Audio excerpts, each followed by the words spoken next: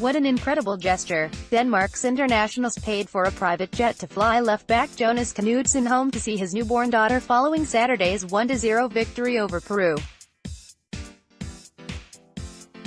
Goalkeeper Kasper Schmeichel said he and his teammates were looking beyond football into the human being when they decided to pool in to send the new dad home to his family. Knudsen's wife Trine gave birth to their first baby many weeks early last Tuesday. The defender was surprised to learn that he had become a father from squad staff. Meanwhile, a GOAT got into the predictions game.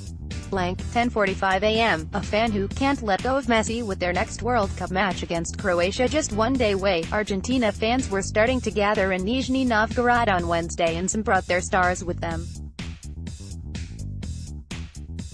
Die-hard supporter Gonzalo Caruso has his hero Lionel Messi tattooed on his calf. Full story here, video is below.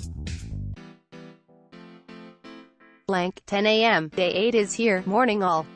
It may not yet be easy to predict who the early favorites are to win the World Cup since the tournament kicked off exactly a week ago. But following action on day 7, there are early indications as to which two players are most likely to lead the goal scorers chart during Russia 2018. Cristiano Ronaldo along with Lionel Messi is among the two best players in the world. But the Portuguese Ronaldo has got a head start on his Argentine rival by scoring 4 goals in 2 games, including a hat-trick against Spain. Wednesday's action saw Ronaldo score just the 1 goal against Morocco. But what a goal it was. You can read a report on the game by our main man in Russia, John McCauley, by clicking here. Meanwhile, Spain's Diego Costa is not far behind Ronaldo. He is on 3 goals after scoring twice against Portugal followed by 1 against Iran on Wednesday night. Another player to watch out for is Luis Suarez, who scored the winner for Uruguay against Saudi Arabia in Wednesday's other game. It was a result that knocked both the Saudis and Egypt out of the competition, with both sides on 0 points after 2 games apiece. You can read our English football correspondent Richard Jolly's report on the game by clicking here. Lionel Messi and his Argentina teammates train ahead of their game against Croatia. Albert Haya, Reuters. Today's action: Denmark meet a robust Australian side in Group C at 4 p.m. at the Somara Arena in Somara to kick off the day's proceedings. Australia might consider themselves unfortunate to lose to France after putting in a good day's work.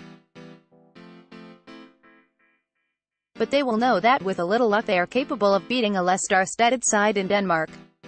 Next up is another Group C game, this one between tournament favorites France and Peru, with the latter under pressure to win. It could be curtains for them if the South Americans lose. They play at the Ekaterinburg Arena in Ekaterinburg. The late game is once again the big game of the day, with Argentina facing Croatia in Group D.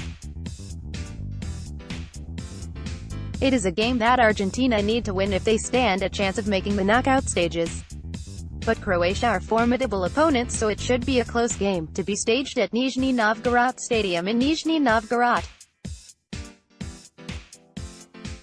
Denmark's Christian Eriksen, right, trains with his teammates ahead of their game against Australia. Jonathan Knudsen, AFP, download while you stay tuned to what's coming up. Why don't you download our wall chart to keep track of the games?